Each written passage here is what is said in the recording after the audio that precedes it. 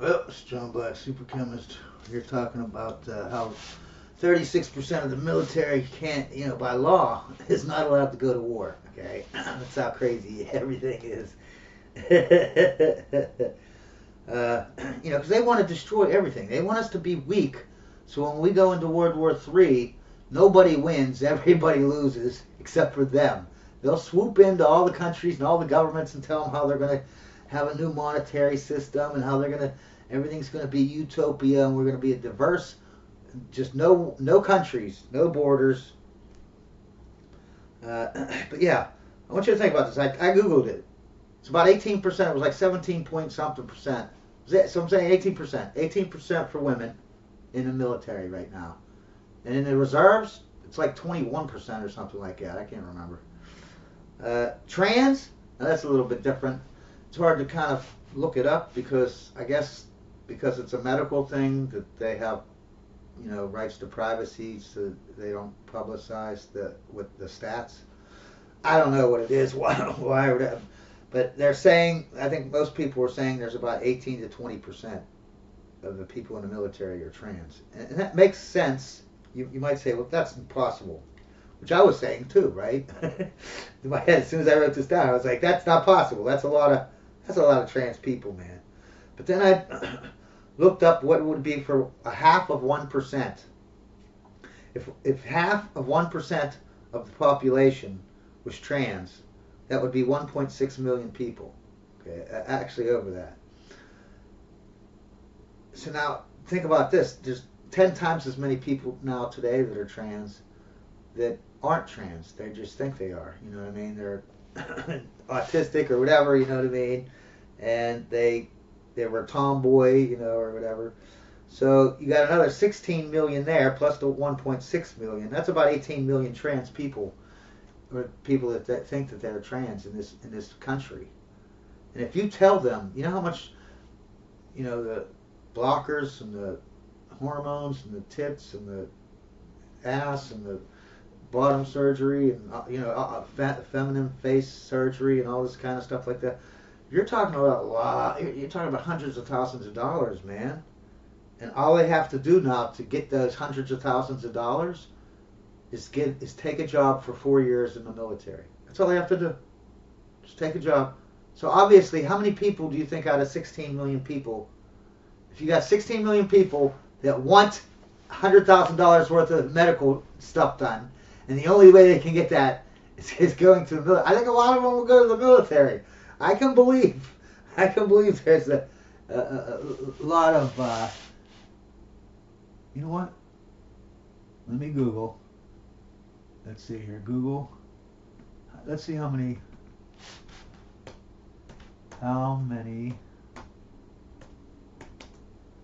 people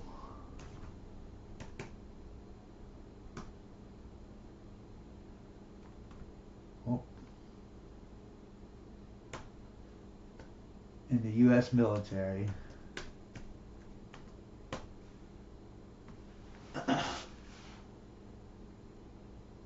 Oh wow, there's 2 million people? Oh my God, there's only 2 million people in the military? Oh, okay. Well then, yeah. There's only 2 million people in the military? Oh my God. And there's 16 million people that think they're trans? Yeah, I think 20% of I think that's actually I think that's doable. We need a very very small fraction of these 16 million. You know what I mean? Yeah, okay, yeah. So they say 18 to 20%. I'm saying 18% for the trans, 18% for the women. That's 36% of people in the military that are trans or females. Okay, 36%. Do you realize you do understand that by law you can't send these people into combat, right? They can't go into war, right? Because if you have a medical condition where like the trans people, they're going to need their shots all the time, and they're going to need this medical care like constantly. So you can't send them. It's illegal. They're not. It's literally illegal to send them. Just like females, it is literally illegal to send a female into a combat zone. It's against the law. You would be prosecuted and court-martialed and put in prison. Okay? 33.333% is 1/3. 36% is larger than that. Right? Isn't it? So more than 1/3 of our military cannot go to war, cannot go into a war zone by law. It's illegal to send them. And I want you to think of this, okay? Think of this, because they want 50% of the military to be women, right? They always want half. They always want, oh, it's got to be the same as the population, because that makes no sense whatsoever. But whatever. So if they have 50% women, right, and 20% are trans, and they're probably going to be more and more and more. So even if I'm off, sooner or later there's going to be 20% trans, right? By the time they get to the 50%. So even if I'm off, hey, it's going to be. I'm not raising the trans one, and we know it's going to keep going up and up and up and up. So now you got 50% women, 20% trans. That's 70%. So they want. This is their goal, right? And you're racist and misogynistic, transphobic if you don't agree. They want 70% of our military, who by law, cannot be taken, go into a war zone or actually go to war with anyone. Yes, I know. But you keep saying it, as long as you keep saying, oh, it's misogynistic if we don't let women and trans people in. Yeah, we don't even let a guy that's asthmatic in, right? Because he's going to have us take his head inhaler into combat. So it's illegal to send him into combat. So, I mean, it's like, that's why we don't have people that are asthmatic in the military. They're not allowed in because they can't do their job, right? What's funny is I seen last night, I'm watching this video. Of course, it's woke, whatever. And it was a woman. And what's funny is men are just as bad. They're all female supremacists. The entire country is female supremacist in the United States. Men and women, you know what I mean? The woman says, well, if the woman can do her job in the military, then that's fine. It's good. We should, whatever, let them in or whatever. If they can, Okay, first of all, women do not pass the same test as men, okay? But let's just say that we changed it so it was fair and we put the bar at the same place, you know what I mean? So that the women had to take the same test as the men, right? Let's pretend that that's true, even though it's not, okay? So she's saying if they can do their job. See, that's BS, okay? In the military, you have three things. You have rank, rating, and your job, okay? Your rank, you already know probably. Your captain, your sergeant, whatever, petty officer, whatever, okay? Then you have your rating. Your rating would be like you're in the infantry. You're an operations specialist, where you do sonar. Or you're a file clerk, where you're doing file clerk stuff. That's your rating, okay? That isn't your job, okay? That's your rating. Your job, everyone in the military only has one job. There's only one job. No one else, everyone has one job. That one job is they go to combat, they fight in a war, they die if they have to, and they kill the enemy until they die. That is their one and only job, and every military personnel has that job. That is their job, okay?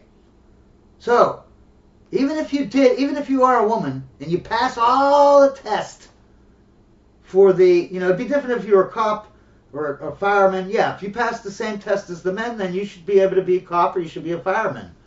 But because if you're strong enough, then you can do that job, right? But what if we were saying, well, if the female passes the man test to do a fireman, but it's illegal to let them go fight fires. Would we hire a female fire? No, we wouldn't. But in the military, well, yes, we would, because everyone's crazy.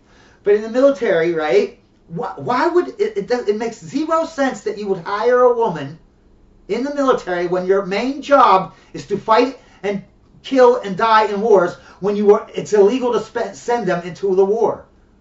It's like hiring a cook, but it's illegal for the cook to actually cook. It makes no sense. Okay? And you could say, well, we need file clerks and cooks that aren't going to be in combat. Yeah, I understand that. But if you have the whole reason why they all have one job to go to war is because when these people, like if it's a world war, like it's coming soon, once those guys die, right?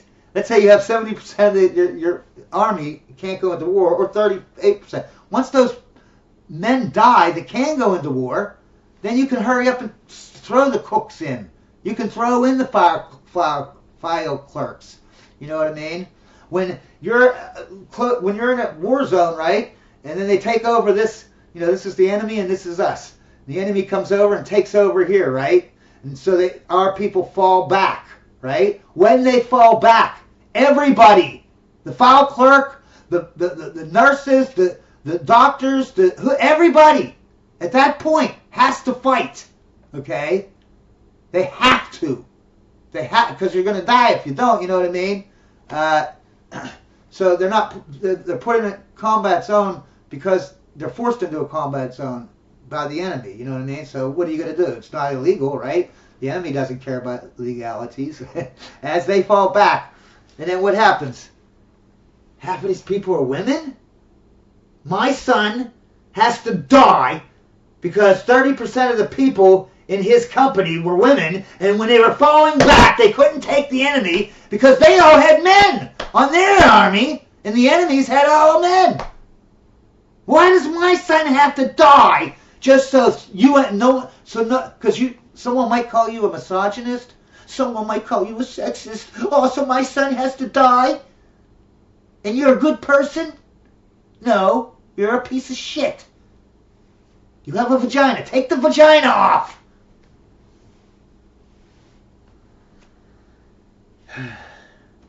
And I want you to keep in mind, these, like, you get a trans person, they go and they want bottom surgery, right? You get that surgery, that's a year time to get the surgery, recover from the surgery, and be good enough to be put back into your rating. You'll never be able to do your job, which is to fight in a war zone, because you're trans, you can't, it's illegal. But to do your rating, like maybe being a cook or being a file clerk, you're gonna take a whole year. You're gonna join a thing for 4 years, right? Then if you want tits, if you want the shots, you want the implants and stuff, you're taking out a couple months here, a week here, a day there, a day there. Then you get your body, and then you got your tits. There's weeks there. You got to recover or whatever. Now you got your bottom surgery. That's an entire year. During this 4 years where this trans person, by the way, can't go into a war zone by law, when does he even do his rating? He can't even do his job. We know it's illegal for us to make him do his job. But his rating of being a cook or whatever, he's going to be in the hospital all the time, getting free medical stuff that I'm paying as a poor person, paying taxes. Yeah, that's what I should have to pay for it. And when they change their meds, they're going to have to, there's so much, whatever. Then the money for the gender, you're going to have gender bathrooms, neutral bathrooms, changing rooms. And I'm not even thinking of everything that there's going to be, you know what I mean? 2% of the infantry. That means your rating is to fight in a war, and also your job is to fight in a war. It's not like, you might have a rating as a cook. You can say, well, they can be a cook outside of the war zone. How can you be infantry? That's your rating is to be in a war, right? They train you. That's all you do. You train to be a soldier, a war person. That's all you do. That's your whole job. That's the whole job of an infantry is to go into war. How can 2% of the infantry be women? How? Not only is their job, their overall job to go into the war zone, but their rating is also go into war zone, and they can't go into war zone by law. This all makes sense to all you people